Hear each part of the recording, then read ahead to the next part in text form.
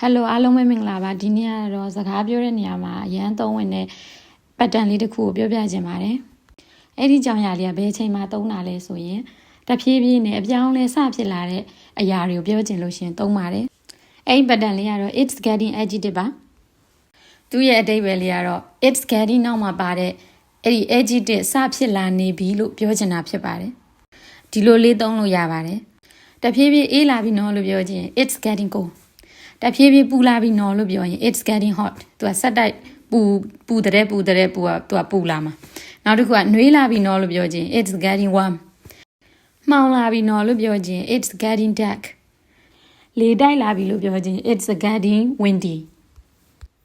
နောက်ထပ်အကြောင်းအရာတွေပြောချင်သေးရင်လည်းရသေးရဲ့အဲ့တော့ငါရဲ့အရေးပြ6တွေ့လာပြီလို့ပြောရင် my skin is getting dry မျက်နှာနီရဲလာပြီနော်လို့ပြောချင် my face is getting redအရေးပြားထိခိုက်လွယ်လာတယ်ဆိုရင် my skin is getting sensitive အရေးပြားစီပြန်လာနေပြီဆိုလို့ရှိရင် my skin is getting oily နောက်ထပ်တခြားအကြောင်းအရာတွေလည်းပြောလို့ရသေးတယ်အဲ့တော့ပိုကောင်းလာပြီလို့ပြောချင် it's getting better ပိုဆိုးလာပြီလို့ပြောချင် it's getting worse နောက်ကျလာပြီဆိုရင် it's getting late စိတ်လှုပ်ရှားစရာဖြစ်လာပြီဆိုရင် it's getting exciting